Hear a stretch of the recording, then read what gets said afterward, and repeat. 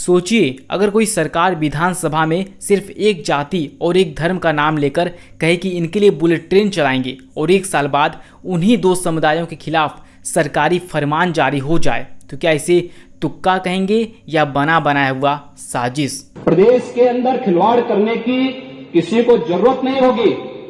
और कल की जो गोमती नगर की घटना है, उस घटना में भी हम लोगों ने जवाबदेही तय की है। उसके अपराधियों की सूची भी मेरे पास आई है। ये अपराधी हैं। पहला अपराधी है पवन यादव, दूसरा अपराधी है मोहम्मद अरबाज। ये सद्भावना वाले लोग हैं, यानी सद्भावना। अब इनके लिए सद्भावना ट्रेन चलाएंगे, इनके लिए बुलेट ट्रेन चलेगी, चिंता मत करो। और उस बुलेट ट्रेन की तैयारी की जा रही है। दोस्तों, उत्तर प्रदेश की राजनीति में एक खतरनाक ट्रेंड उभर कर सामने आया है, जहां सरकार अब खुलेआम एक जाति और एक धर्म को टारगेट कर रही है। ये वही उत्तर प्रदेश है जहां मुख्यमंत्री खुद विधानसभा के पवित्र मंच पर खड़े होकर कहते हैं पवन यादव और मोहम्मद अरबाज ये सद्भावना वाले लोग हैं। आखिर क्यों सिर्फ यादव और मुस्लिम? जब लखनऊ के गोमती नगर में जल जमाव के दौरान हंगामा हुआ तो पुलिस रिपोर्ट में अलग अलग जाति और धर्म के लोग शामिल थे, लेकिन विधानसभा में मुख्यमंत्री ने केवल दो नाम पढ़े, एक यादव और एक मुसलमान। क्या ये महज इत्तेफाक है कि अब एक साल बाद पंचायती राज का फरमान भी इन्हीं दो समुदायों को लक्षित करता है और एक साल बाद 4 अगस्त 2025 को एक सरकारी आदेश जारी होता है जिसमें खास तौर पर यादवों और मुसलमानों को निशाना बनाते हुए कहा जाता है कि अगर इन समुदायों के लोगों ने कहीं अवैध कब्जा किया है तो बुलडोजर चलाया जाए। सवाल यह है कि क्या उत्तर प्रदेश में अब कानून नहीं जाति और धर्म तय करेंगे कि आपके घर पर बुलडोजर चलेगा या नहीं? अगर आप यादव हैं या मुसलमान हैं तो उत्तर प्रदेश में सरकारी ज़मीन पर आपकी झोपड़ी हो या छप्पर, सरकार आपके पीछे है। लेकिन अगर आप किसी खास जाति के हैं तो शायद आपकी कोठी, आपका फार्म हाउस, आपका कब्जा सम्मानित बना रहेगा। ये कोई टीवी सीरियल नहीं, ये हकीकत है। एक आधिकारिक सरकारी आदेश में साफ साफ लिखा गया है कि कार्रवाई सिर्फ 2 जातियों पर होनी चाहिए। अब सवाल यह है कि क्या उत्तर प्रदेश अब संविधान से नहीं जाति से चल रहा है? उत्तर प्रदेश वो राज्य जहां संविधान की कसौटी पर नहीं जाति की पहचान पर इंसाफ मिलने लगा है। ताज़ा मामला पंचायती राज विभाग के उस पत्र से शुरू होता है जिसमें संयुक्त निदेशक सुरेंद्र नाथ सिंह ने प्रदेश के 75 जिलाधिकारियों को निर्देश जारी किया कि यदि यादव और मुसलमानों ने अवैध कब्जा किया हो तो उनके खिलाफ अभियान चलाया जाए। हैरान करने वाली बात ये नहीं है कि कब्जा हटाया जा रहा है, हैरान करने वाली बात यह है कि आदेश में लिखा गया है केवल यादव और मुस्लिमों पर ही कार्रवाई किया जाए। दोस्तों, इस आधिकारिक पत्र में कहा गया है उत्तर प्रदेश की 57,691 ग्राम पंचायतों में यादव और मुस्लिम समुदाय द्वारा अवैध कब्जा किए गए तालाब, खेल के मैदान, शमशान भूमि, पंचायत भवन आदि को खाली कराया जाए।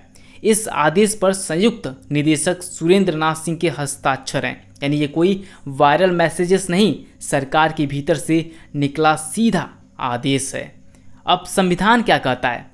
भारत का संविधान हमें धर्म और जाति के आधार पर भेदभाव ना करने का वादा करता है। आर्टिकल 14 समानता, आर्टिकल 15 भेदभाव पर रोक, आर्टिकल 21 जीवन और स्वतंत्रता का अधिकार। लेकिन योगी आदित्यनाथ की सरकार के इस नए आदेश से साफ है कि संविधान अब सिर्फ किताबों तक सीमित है। पंचायत निदेशक का यह पत्र जिसमें लिखा है कि जाति विशेष ब्रैकेट में यादव और धर्म विशेष ब्रैकेट में मुस्लिम के खिलाफ कार्रवाई की जाए, क्या ये लोकतंत्र का अपमान नहीं है? उत्तर प्रदेश में नियम शायद कुछ जातियों पर लागू नहीं होता क्योंकि अवैध कब्जा कोई भी करे, चाहे ब्राह्मण हो, ठाकुर हो, यादव हो या दलित, उसे कानून के अनुसार हटाया जाना चाहिए। फिर ये जाति विशेष का चयन क्यों? दोस्तों, जातिवाद का सिस्टम या सिस्टम का जातिवाद, इस आदेश ने एक सवाल को जन्म दिया है। क्या अब सरकार जाति देखकर कार्रवाई करेगी? क्या अब एफआईआर भी सरनेम देखकर लिखी जाएगी? क्या अब योजनाओं का लाभ भी जातियों के हिसाब से मिलेगा? अगर एक अधिकारी खुलेआम यादव और मुसलमानों को टारगेट करता है तो क्या ये सिर्फ एक व्यक्तिगत गलती है या ये सिस्टम की सोच है? दोस्तों एक समय था जब प्रधानमंत्री नरेंद्र मोदी बनारस में यादवों की तारीफ कर रहे थे।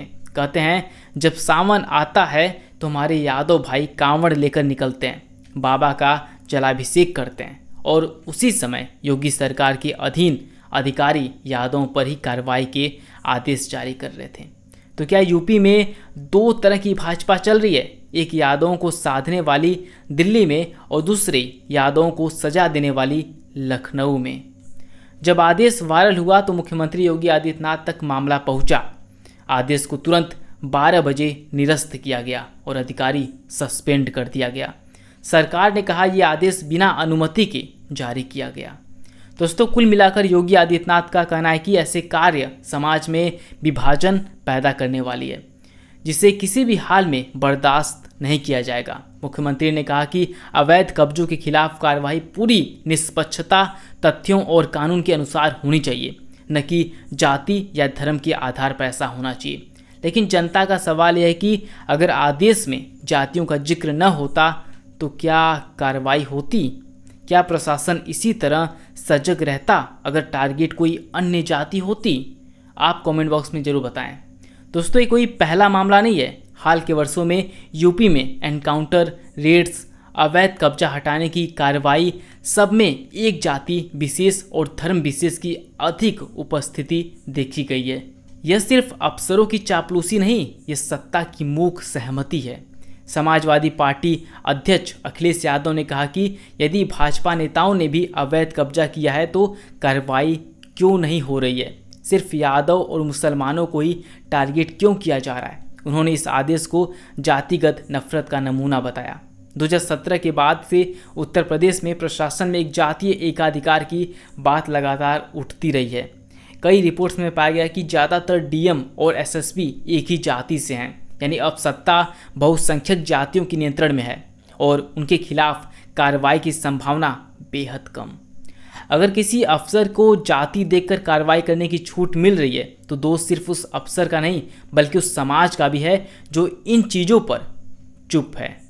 अगर आज यादव और मुस्लिमों को टारगेट किया जा रहा है तो कल किसी और की बारी भी आ सकती है, क्योंकि जो सरकारें संविधान से नहीं जाति के नंबर से चलती हैं वो अंततः सिर्फ एक जाति की सरकार बन जाती हैं, लोकतंत्र की नहीं।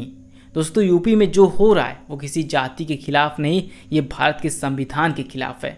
और जब संविधान कमज़ोर होता है तो हर नागरिक की सुरक्षा खतरे में होती है, चाहे वो किसी भी जाति का क्यों न हो। अगर आप चाहते हैं कि इस तरह के जातिवादी आदेशों पर जनता सवाल पूछे तो इस वीडियो को ज़्यादा से ज़्यादा शेयर जरूर करें, क्योंकि जब जनता सवाल पूछती है तभी सरकारें जवाब देती हैं। आज की वीडियो में सिर्फ इतना ही।